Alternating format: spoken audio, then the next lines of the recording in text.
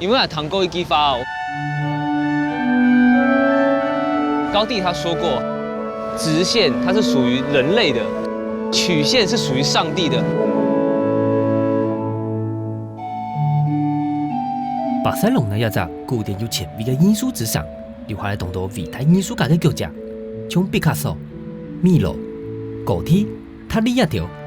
对艺术文化高度包容的巴塞隆那，就像艺术家的思想课堂，帮创作的人有了发挥的空间。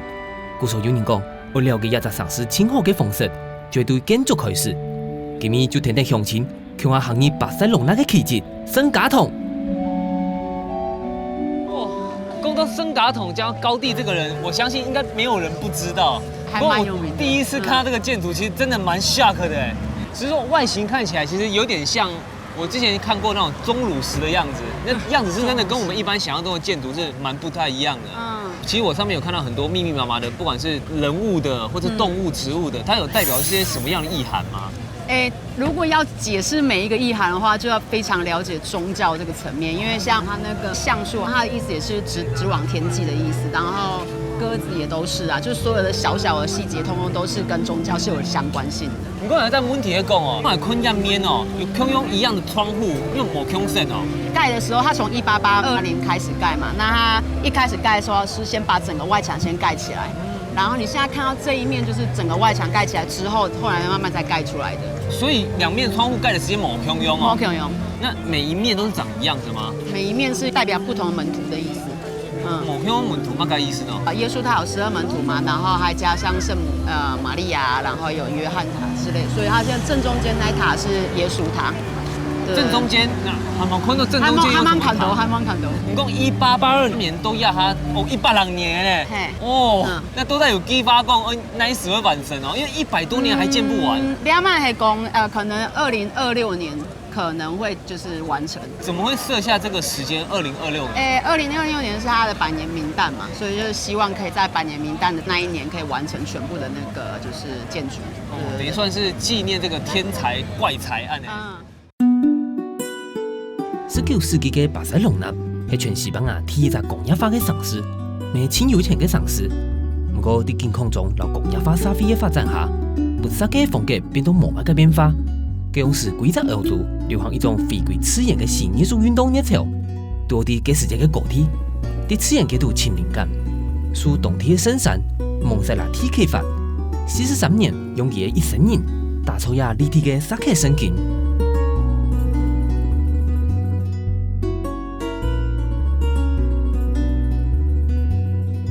不过，给建筑风格啊，按你看哦，其实以现在来讲都觉得还蛮前卫的。建筑时间你刚刚都在讲说，如果喜欢他人很喜欢，像当时的人可能觉得那就是跟一般的那个建筑体更长就是很不一样，对啊，所以他们当时人也有很多人觉得就他盖的东西就是奇怪。因为第一个到石头一扣脸教堂来讲，可能是哥德式建筑它陡嘛，可能比较不会像这个一下子没有办法定义它的风格。如果以亚洲的文化来讲，它很禅啊，就是跟日本的那种禅式文化是很像，有一种意境的。对，就走跟大自然结合的那个文化。唐贡哦，要建这个圣家堂某案建的，好像是需要民间来支持，对吗？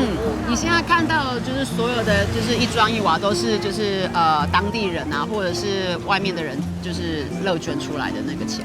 张口一次的时间就会按照用法，还是说政府不支持吗？因为高第本身他是一个普贤生之类的修士，所以他对于他的那个所有作品都是毕生的积蓄在做这些事情，对，所以他很容易感动很多就是当地人。还有唐构，好像为了要建这个建筑，甚至到后期都直接住在里面了。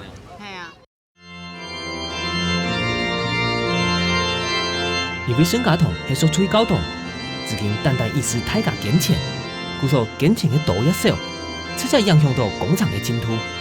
又因为西班牙内战期间，当初珍贵的设计古老模型都被人破坏掉了，后世的人是都在意识创造的经验和想象力，透过建对话来解脱高铁，故所都经下网起好，也咪世界上唯一一只下网起好，就不能来做世界遗产的建筑物。当年想到超过250万场游客来一位朝圣，为一只打破艺术和自然界限的世纪作品尽一份心力。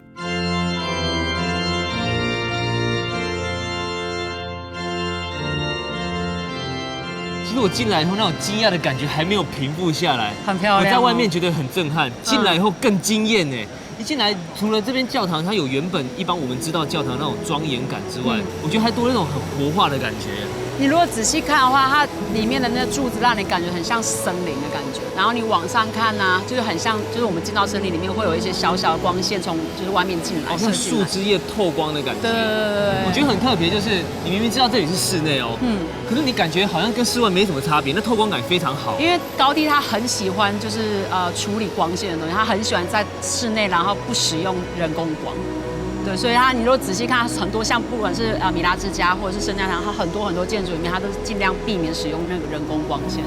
其实我刚刚一进来的时候，有特别就是头抬起来感受一下，闭眼睛感受一下那个气氛，真的有像你讲的，好像在森林里面那种微风，但是风光这样透下来那种很舒服的感觉。很棒哦，很喜欢这边。行业高铁的建筑，就像行业生态呢，就像整件的山崖穹窿，充满生命力。还可带点对自然的谦卑和敬意。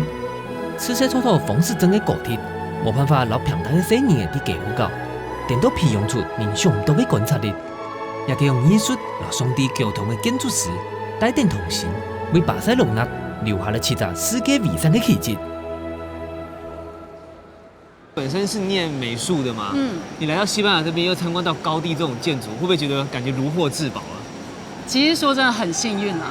就是你选到一个很棒的城市，然后它对艺术的支撑，就是整个城市都是这样，不管是它生活每个细节都是就是艺术啊。走在路上啊，然后你可能随便会看到世纪初的那个外墙啊。一般来说，现在巴塞隆纳看到的大部分都是加泰隆尼亚现代主义的建筑，然后大概是18年尾到19年初的那时候开始的风格，然后像。对加泰隆尼亚本身对外来人他的那个就是接受度很高，他们对外国人或者是外来移民的那个态度就是，你今天来这边工作，你今天生活在这边，你就是加泰兰人。哦，只要你认同这个地方，要变省方，你就可以自诩为是加泰隆尼亚。对，就是他们就觉得你是加泰兰人，他们不会觉得你是外国人，也不会有任何的种族歧视啊，然后对。所以在这种融合各种文化的艺术风格熏陶下，我相信对学美术的你应该是真的很开心的。很开心，真的很幸福，真的。迄啲当地10年嘅民谣，係中6漢年，自細啲台中太極嘅，為咗延續畫圖藝術到西班牙讀書，冇想到3年尾安尼，留巴塞隆納結下來1000年嘅緣分，也啲當地國際彩妝品牌做經理，學當地語言，談當地嘅神話故事。迄本嘅用意，更加層層愛到加泰隆尼亞嘅風色。皇帝嘅聖家堂，前讓民謠嘅聽落去是好料喲。那我现在给你介紹一下，這個是我們加泰隆尼亞的傳統早餐。九枕頭吃到按捧拍哦。該兩萬係摩因神漢喉了。如果是假日的話，還是有可能吃這樣子。按你皮肉哦，其實我現在一直想要講它的味道，就會夠。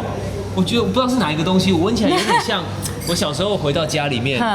聞到後面廚房飄來的那種蒜香味，對，倆，就是那個蒜泥美乃滋，就它是加泰隆尼亞特別的那個道地的那個美乃滋，它就是蒜頭，然後橄欖油，然後錯了，就壓給啊，它用蒜頭去打黑嘛，對啊，不管看到要比我按多的東西，都不知道要怎麼下手，而且還有番茄跟那個蒜頭，好。兩百來告你用半神哈，先一般來說都會先倒紅酒。好，你的走枕頭還蠻是番茄是酒啊，順口嘛，就是漱口，然後就是醒個胃之類的。因為一般來說，像這樣子的早餐，它的酒不會，通常一般人不會要求很好的酒，它就是一般的那個餐廳裡面他們自己釀的那一種，對。然後就是先喝一口，沙魯，然後。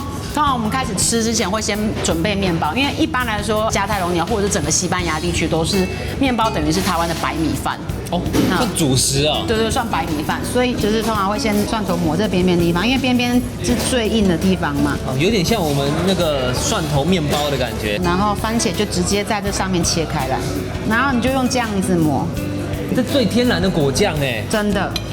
而且因為地中海飲食非常重要，就是番茄跟橄欖油嘛，然後再淋一點點橄欖油，你可以混着那個，這個叫阿伊羅里，阿伊羅里就是剛剛講蒜泥的那個醬，蒜泥美乃滋，就一起吃這樣子。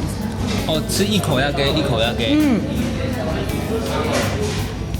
哦，这个真的豆子绵绵的，加上那个蒜泥，这个我刚刚其实闻到那个番茄跟蒜头香味也快受不了了。很好吃。你尝到吗？那面包哦，切切，它烤得脆脆的，加上那个整个番茄跟蒜头还有橄榄油，哦，真融为一体哦，好好吃哦，超好吃的。然后你可以再加，你再切一块这个，人家跟盐桶啊，口味哦，其实很像我们台湾的那个士林大香肠，有没有？很像啊。你这两家跟真的，我觉得连味道都老士林跟熊桶有点像。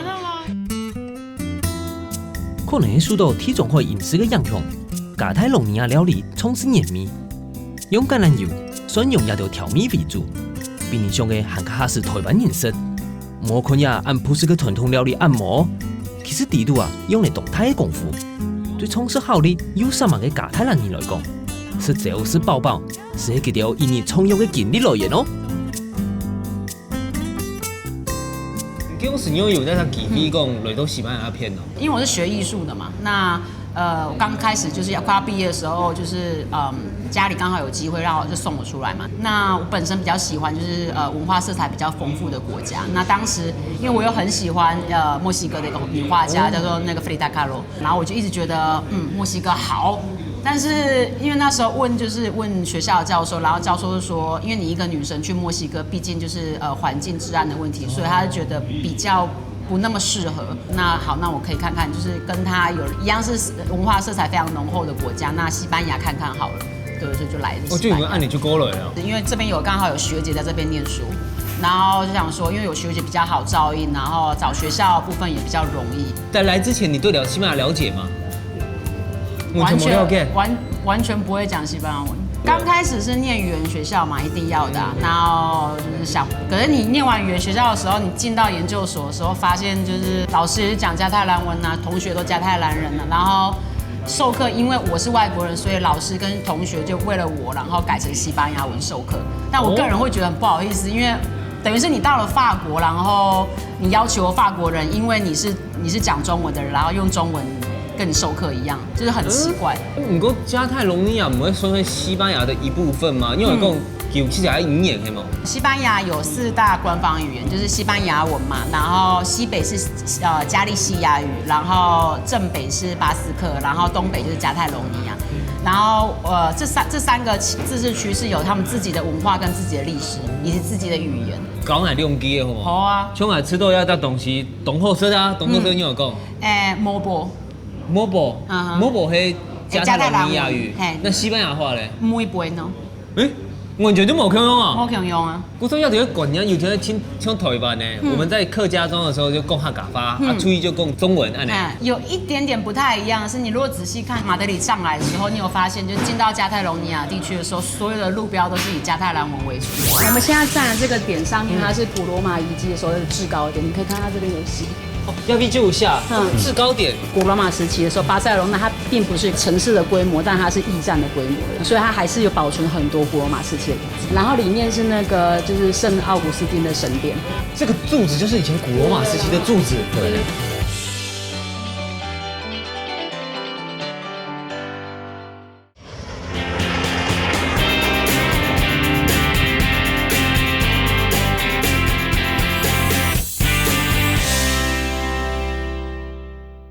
到加泰隆尼亚地区的时候，所有的路标都是以加泰兰文为主。毕竟加泰兰文是一个弱势的语言，就像客家话一样是弱势语言。你必须要保护它，你必须要从教育开始，你必须要从你的环境开始。如果你不保护它的话，西班牙文毕竟是强势语言，他们很快就可以把这个地方吃掉。像比方说我好了，因为我不是住客家庄嘛，我是客家人没有错，但是爱逮台中啊，爱摸狗咖方。可是天安亚破工，天安亚八公，可是不代表说我可以很流利的讲客家话。那我觉得这是一个我们这一辈的那个一个蛮可惜的地方。我觉得有点遗憾了。对，有点可惜的地方，因为像我很常跟我先生讲说，我们客家话跟加泰兰文有点类似的地方，他们就问我说，那你怎么去保存你的语言？你怎么去延续你的语言？因为你是弱势语言，你要怎么样在中文这么强大的那个运作下，你有办法让你客家话继续留下去？你的下一代要怎么留下去？应该爸爸师兄来讲，不能忘本，不能忘本。这对加泰兰人来说也是同样的道理啊。因为忘本这种东西，他们觉得你就是这语言就会死掉了，没有语言，你的文化也没办法传承下去。你没有文化，你也没办法继续你的延伸你的历史，这通通都是环环相扣的。老西班牙其他地区比起来，加泰隆尼亚在文化发展中含较脱离之处，为了延续保护文化的血脉，老天意模拟加泰兰文、老西班牙文，向下来做当地的官方语言。对生活的一切都好到高考一条，在全球平均达2礼拜，就会有一个语言消失到沉默中。佢都有制度、没有内统的，烘焙民众千年来的文史历史，每本民谣开始反映自家文化保存的重要性，含家吃点应注意好心。民谣啊，这边有不用到按斗法，迄纪念嘛该东西嘿嘛。那是刚过9月11号才刚过的那个加泰隆尼亚拜占纪念日的时候，每一年都会来这边献花。1713年到1714年，那时候欧洲内战嘛，那加泰隆尼亚支持的阵营败战了，然后当时为了要保护巴塞隆纳所有的民兵啊士兵，就是成为无名尸的时候，他们是站在这边。我看空边档哦，既然你说这是一个纪念碑嘛，对，上面有个火炬一直在燃烧，它有代表什么样的意义吗？对我来说呢，它就是有点像是台湾的那种光明灯，它是一直在那边是燃烧，像教堂也是一样会有蜡烛嘛，一直燃烧，就等于是一直在那边守护着，谢谢，就是感恩他们的意思。还有一个问题就是讲，其实在天师面档的时候会看到讲，好像加泰隆尼亚人他们希望可以独立这件事情，但这件事情其实对我们亚洲来讲，其实蛮陌生的。而且我第一个都在发生的事情。porque ve desde aquí, 1914, però després passa tota la Guerra Civil, passa el temps de Franco, tot això i últimament encara més sentiment。加泰隆尼亚现在还是属于西班牙政府的，没有错，但是自古以来就是文化、历史还有语言是完全跟西班牙是完全不一样的。近年来比较想要继续往独立这个部分走的原因，是因为主要是西班牙政府它不断的在限制自治区里面的自治权。像一直以来都是我们税收，因为是中央政府嘛，那你税收你缴得多，那你同时你会希望你得到的是一个成比例的回馈。然后但是他们在分总预算的时候并没有这样算。像你们从马德里上来嘛，那你应该有感受到就是。从马德里一路开过来，应该没有什么收费站吧？然后但一旦进到加泰隆尼亚，就开始有收费站啊，对。然后我们的高速公路的品质也没有像其他地区就是路很大条啊，然后车很少，大众交通工具也是一样，就是很常会误点什么的。对，就这些部分都是因为我们的税收部分就是一直没有办法得到平衡。其实你在路上有看到很多，当然挂西班牙国旗会有，可是我也看到很多加泰隆尼亚的国旗。因为比民他们独立的比例算高嘛，就是说想法。我个人是觉得还蛮高，因为每一年9月11号出去大游行的那个人数，就是一年都比一年多嘛。像今年就是80几万人上街吧。那按头人哦，可是要偏加泰隆尼亚要偏人哦，他们支持独立的比例大概有多少呢？近年来是有一点就是一半一半。前阵子我们有在就是有想要举办公投嘛，那一般来说西班牙政府他是觉得这个公投是违宪的，这跟法律相抵触嘛。但你如果仔细想想的话，以前女人也不能投票啊，那为什么现在可以？以前黑人白人不能通婚，那现在为什么可以？法律应该是因应人，而不是人去因应法律。可是因为我们已经把我们想要努力的决心，已经在上一次那个国会大选已经表现出来，所以其实现在我们人民在等的是政府去做事情，是自治区政府去为人民争取我们可以独立的进程在哪里。加泰隆尼亚是西班牙制造业和观光业统一的城市，当年的经济产出还较有全国20%多，是西班牙经济的火车嘛。不过，生活比当地带来高品质的生活。天天重重的财政压力，资源分配不平均，往往就牵起了调派两地的新厝纠纷，相互不信任，甲无对等的关系，还甲限制了城市的发展。故所多年希望脱离，都得为加泰隆尼亚带来很较好的未来。你在台湾人咩？你讲到加泰隆尼亚的事情，其实我觉得你感觉是如数家珍，好像自己国家的事情。讲到独立什么，其实你都很有自己的想法跟意见。你认为又对加泰隆尼亚让你干不起来？因为第一个，因为他们这边人就像我刚刚讲过的，他们把你当成加泰人，他不是把你当成外国人。即使你有外国人的样貌，你有外国人的血统，他们不觉得你是外国人，他们就是觉得你今天在这边生活，你在这边工作，然后你说这边的语言，你就是加泰人。对我来说，因为加泰隆尼亚很多在历史一些上面很多东西，我觉得跟台湾非常相像，不管是曾经有过军权独裁的那个统治啊，或者是等于是被殖民嘛，然后文化被压迫啊，像我公公那时候西班牙内战结束之后，就是物资很缺乏嘛，然后整个国家其实有点像锁国状态，然后很多事情也不能做，像是不能很像台湾当时的那个白色恐怖时期，就是你不可能三两人在街上啊，然后不可以聚会，不能聚会，然后不能随意用集会结社，对，不能随便用你的方言讲话，听到首相的那个肖像要高压一点点，对，要敬礼啊之类的，这种东西都很像。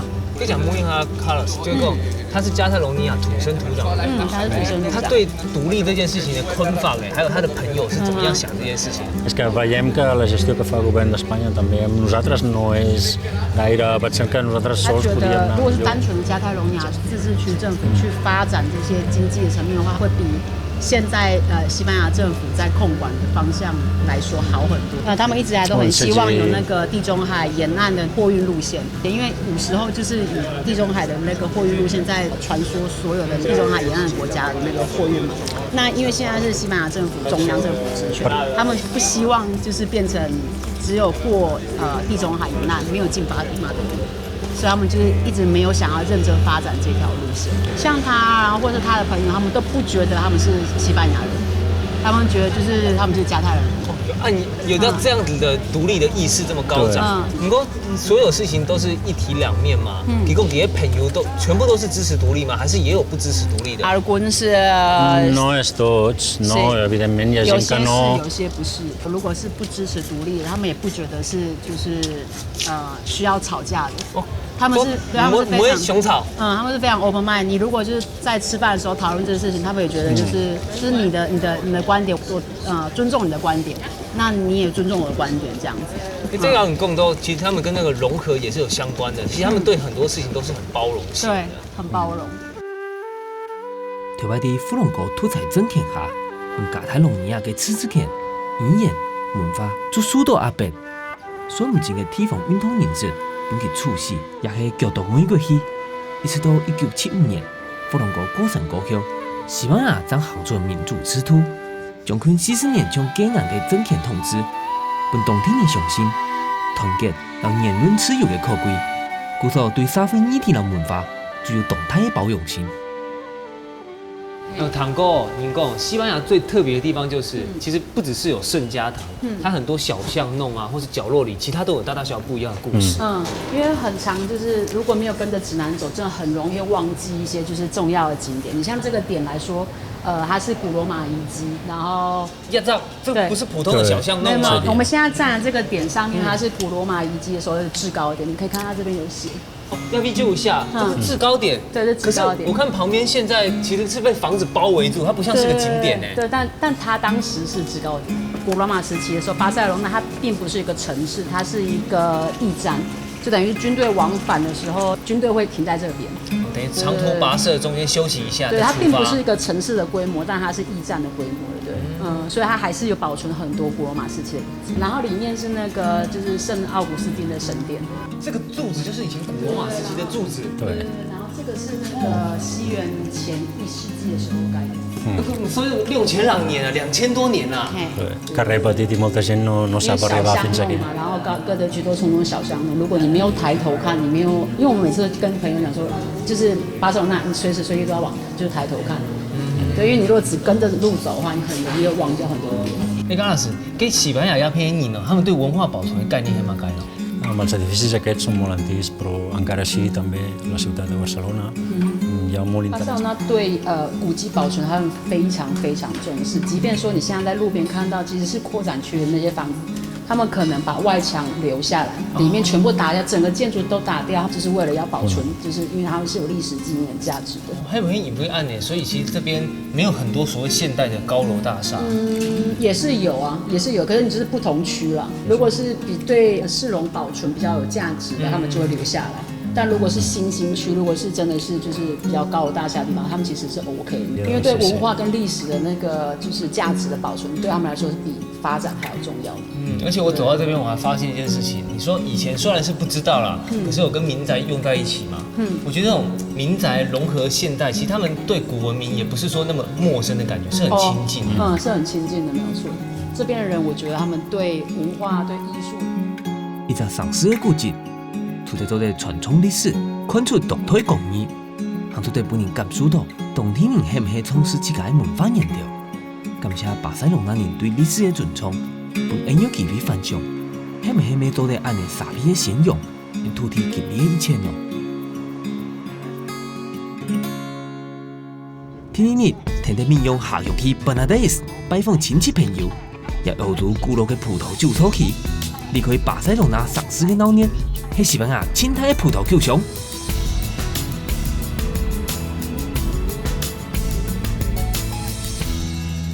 哇，要不要按太片葡萄园哦？其实看过去这个一望无际哦，就是全部都是，你现在看到全部都是。不过要不葡萄的品种，迄台湾的无强，系无？因为台湾的较太亮咩，要不细细粒咧。俩系叫做 Chalero， 它是专门拿来做 Gava 的。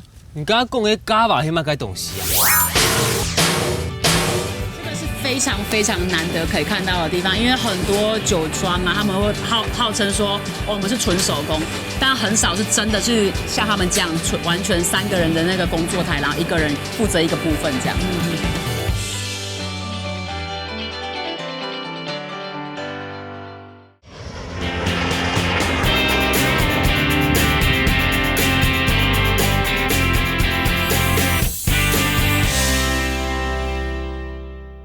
你刚刚讲的 Gava 迄嘛该东西啊？俩是加泰隆尼亚的气泡葡萄酒。气泡葡萄酒，就是讲像迄法国那香槟腔那东西。很像，只是因为香槟只能是法国香槟区产的，然后用他们的熟成方式产的才能叫香槟。那加泰隆尼亚的话就是 Gava。故说鸦片也葡萄啊，它跟台湾是拿来吃的，这边做酒的，他们做的方法有没有种的方法有没有可以用吗？La manera de plantar es diferente si plantamos una raíz para fer vi o per menjar a la taula, per servir a la taula. No, és la mateixa manera de plantar. Exacte, sí. 是那个方法是一样的，种植方法是一样的。气候总不一样吧？气候a temps a clima també necessitaria més o menys la mateixa. En funció, a vegades, de la varietat que es vulgui fer, si és per vi o per cava o per menjar, 其实是差不多的种植方法，只是那个它品种不一样，但它那个种植方式跟气候是需要是差不多的。这种做酒的葡萄，是较酸的还是较甜的啊？ Per fer vi es busca més la graduació més dolç, més alta. 哇，很讲呢，真的。CC 其实看起来有点像那种白玉葡萄的感觉，很小颗，很小。哎呀，给没做在色嘞，系冇？嘿，做在色嘞。这是要色哈。嘿，好。什么？懂姜哦。懂甜吗？虽然讲有一点点酸酸的，不过还是很甜啊。Encara que és una miqueta així, però és molt dolç. Sí, perquè ja té la seva maduració, però que té el seu punt d'acidesa. 因为已经熟成，因为现在刚好是收成季，所以他们的葡萄的那个味道刚好已经是就是到那个甜度了。这一种葡萄它只能做你所谓的 Gava 那一种酒吗？Aquest Gava només es pot fer Gava o es pot fer vi. Vi Gava. Vi blanc. Vi blanc. 也可以拿来做白葡萄酒。就是 Gava 或者是白葡萄酒 ，Gava 是有气泡的，然后白葡萄酒是没有气泡的。所以它不是说一种品种的葡萄，它只能做一种酒，是有不一样的变化。是有不一样的变化，就是看你的熟成技巧，看你的酿造方式，就是都会有那个改变，都是不一样的学问。因为可以用剪刀这样剪，他们现在还是用人工采收的方式。Hi ha un tipus de vinyes que no estan preparades per collir màquina, que aquestes es fan. 像这样子的那个就是葡萄支架，他们已经准备好是让机器采收的，因为这样子他们收成的方式比较快，就是可以用机器，然后直接整个开进来，然后收成机。是因为收成的关系哦。对，有另外一种的那个就是比较老藤的话，他们就是没有不这样准备，所以还是要用手工人工去收成。对，可能比较大量的话，所以用机器做可能较方便啊。加泰隆尼亚地区是出产 Gava 起泡酒很有名的，全西班牙90%的 Gava 就会对 Penedès 做出来的。味道叫清淡的 Gava，当年9月是葡萄园青模行嘅季节，冬皮只有2条有毛白嘅意嘅体重会稀少，老沙回至冬皮嘅奶，青下是加法葡萄嘅生种，是由亲身行年的土地，让到的感受到丰富嘅生命力。我了解加法清纯嘅魅力，听得民谣落去酒庄摆放就错了啦。因为你的酒窖大部分都是 Tina 卡多啊。Doncs perquè al cava li influeixen uns elements naturals, com són la temperatura.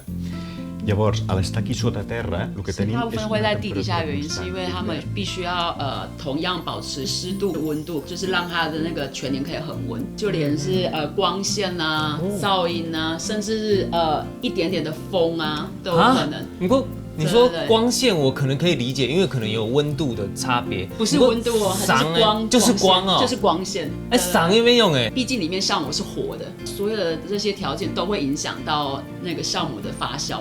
哦，古早一做一罐后酒的条件其实还蛮多的哦。哎，平常有一些沉淀的东西吗？该就是酵母之后沉淀下来的。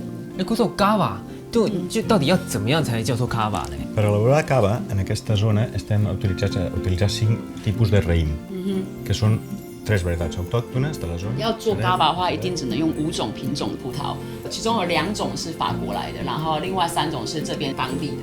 一定要这5种，就是你可以单一品种，或者是2种或3种混合都可以，但是一定要这5种做的才能是 cava。葡萄呢本身它第一次榨汁之后出来的那个汁液，大概5-6天之后就可以开始变成葡萄酒。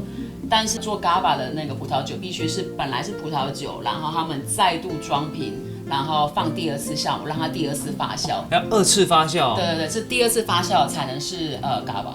哎，做一瓶哦，做在设计 cava 哦。从開市到完成，差唔多幾個月時間哦。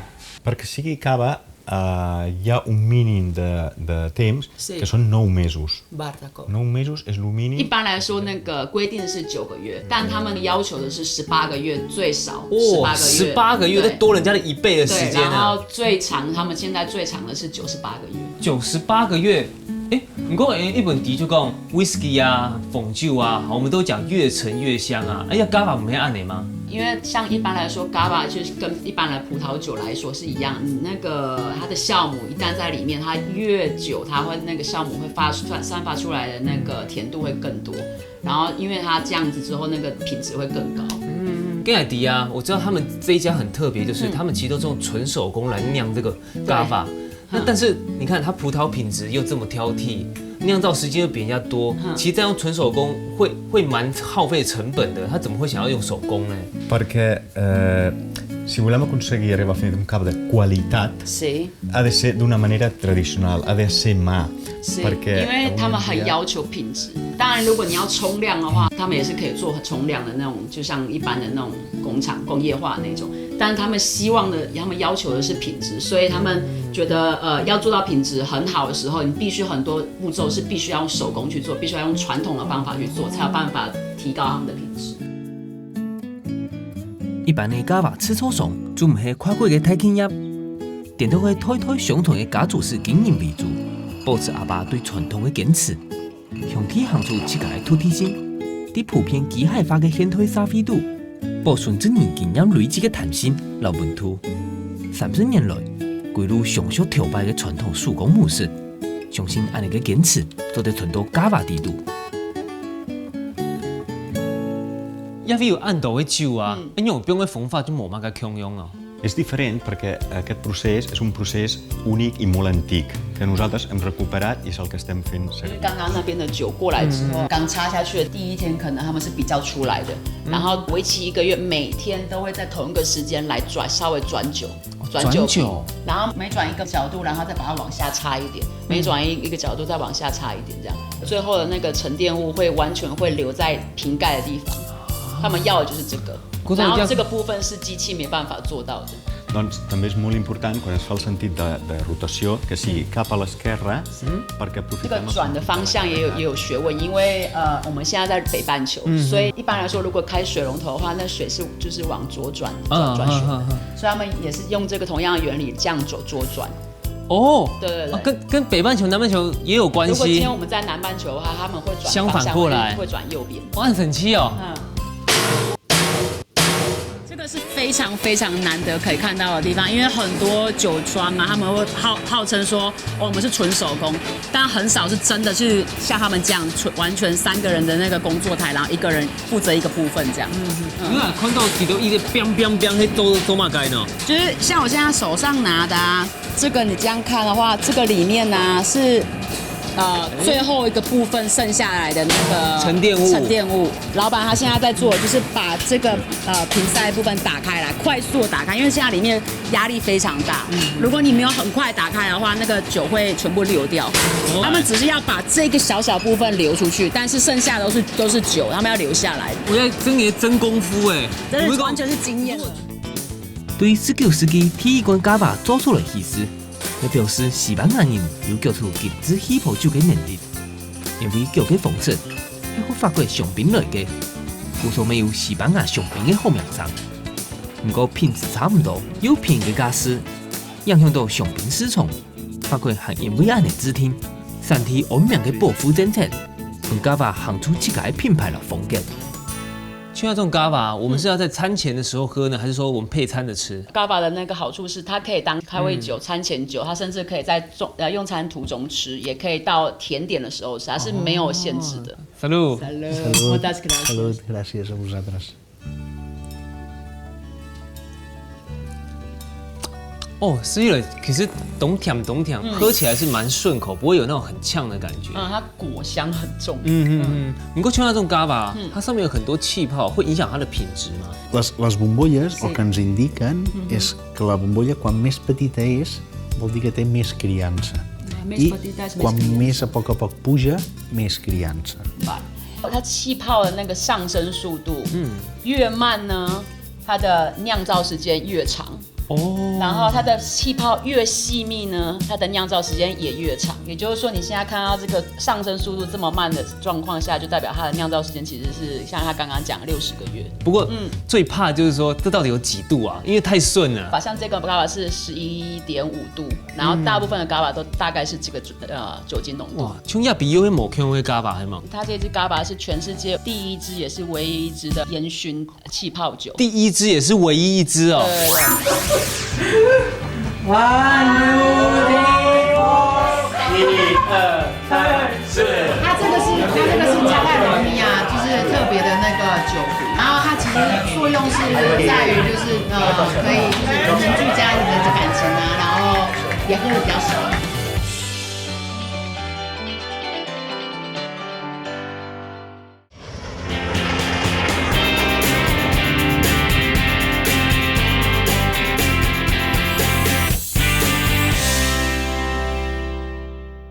它这支咖巴是全世界第1支也是唯一1支的烟熏气泡酒。第1支也是唯一1支哦。对对对。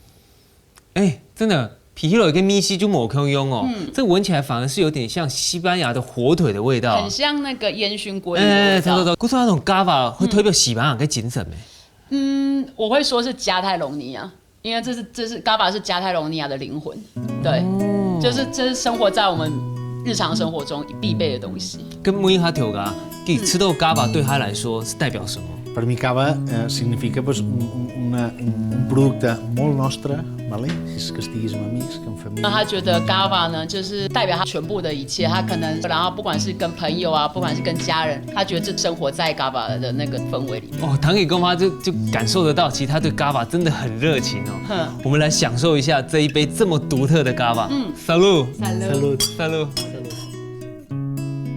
也同 GABA 嘅立场，不能感受到。 当地人对美好事物坚持的欢喜，葡萄酒味地度的世界，蕴含了众多的学问，带点潮汕故乡的满足，让贵都市的加泰罗尼亚灵魂。很多葡萄园拜访葡萄园的主人，难得大家共下，当然要用米酒、美食，享受生命清淡的时光。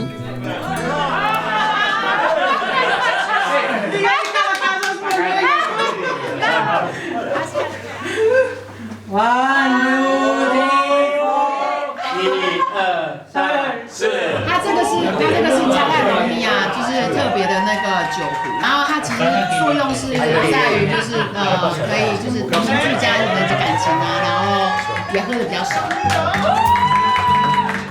吃饭时都唔热闹呢，拿出农家听说有个菠萝酒不就错了啦？对当地人来讲，食是很认真的大事情哦。吃过生日唔是酒杯，轮点零，轮点干，有欢喜有味神。哈哈嘅负债，感受了酒楼狂喜嘅接触，帮助了保存了空泛的时刻，冇麻烦嘅规矩，所以气氛错了，乜嘅酒都好食啦。不过这个蛮有趣，可以一下就把大家的气氛都炒热起来，完全是啊，可以完全感受到加泰隆尼亚人他们那种真的很热情的感觉。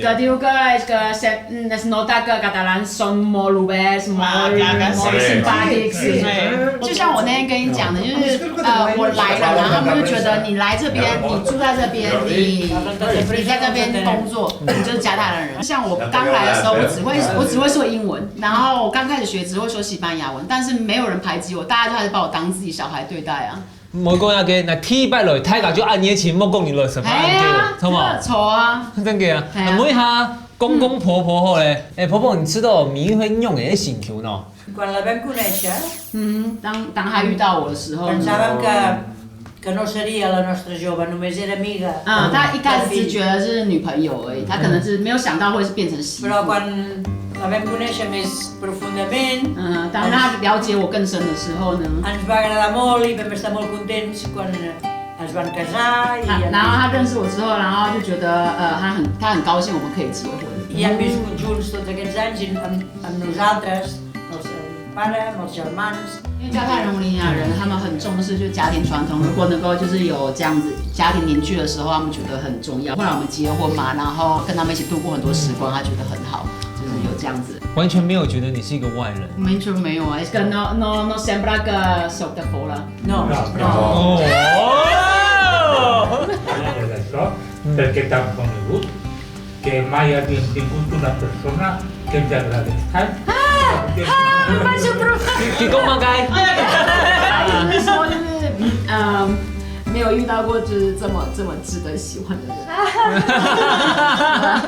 哎，那来这边的话，会让你感觉到，其实你好像也没有离开过台湾，那种亲情的感觉，其实在这边完全感受得到。对，他们因为我觉得他们是知道我是外国人，然后知道我离家背景嘛，然后他们尽可能就是在亲情这个部分补给我。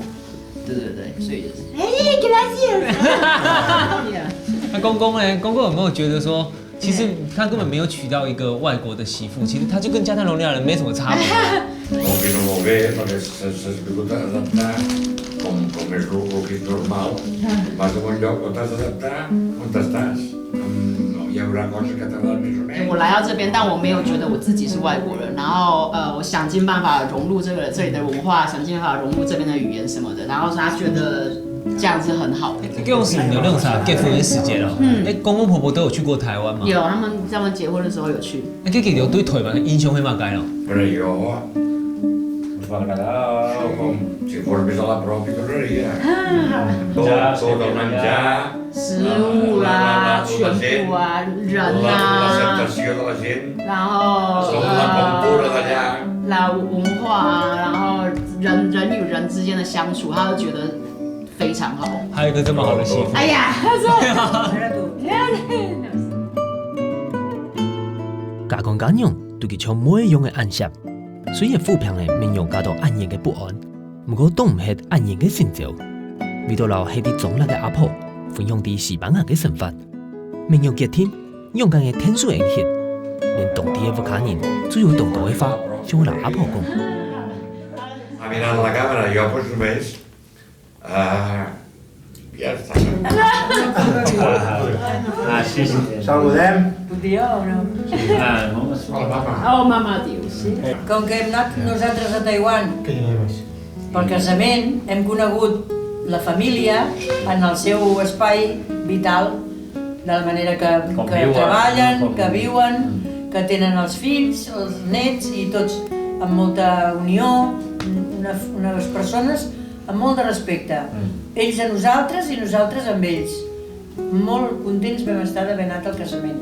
Ells també van venir aquí. Ells van venir fa 3 anys. Van conèixer... Van conèixer l'ambient on viu la seva filla, Fins de setmana. Aquí van venir a aquesta casa també, amb algunes cases dels amics nostres, dels pares, i tothom l'ha acceptat amb ella molt i molt contents, tothom de conèixer-la. Sempre pregunten, i que no vindrà la Min? Que no vindrà la Min?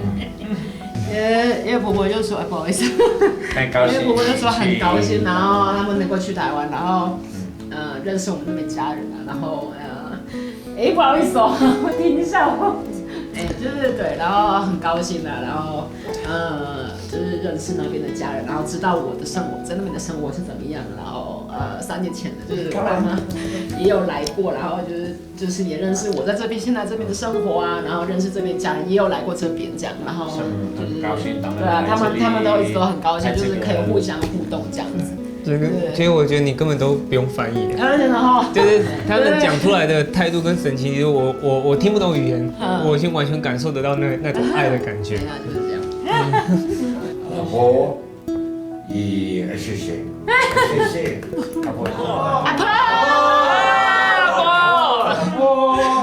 阿婆，米歌都懂吼，唔是笑哦，那么。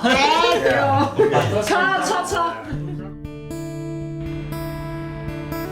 民谣有下人嘅温暖和包容，跨年嘅文化和语言嘅限制，那想生活到各种本人接受、本人了解嘅感受，就会对内心累积强大嘅勇气和后盾。民谣小讲，可能全身正经做了乜嘅错嘅事情，当做在啲野生人遇到一条生命度嘅贵人，家到愛狀，雖然千唔盼得台灣嘅阿婆和福卡人，不過有機會。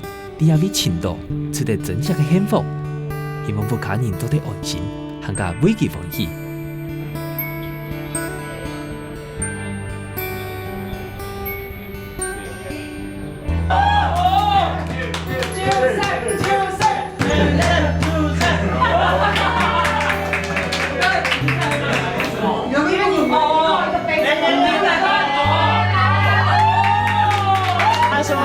如果你想要回来的话，随时都可以回来。你这边永远会有你的房间，不管是对我还是对你都会。这个卡塔卢尼亚台湾有了，是不是？卡塔卢尼亚。为什么听起来像原住民的话？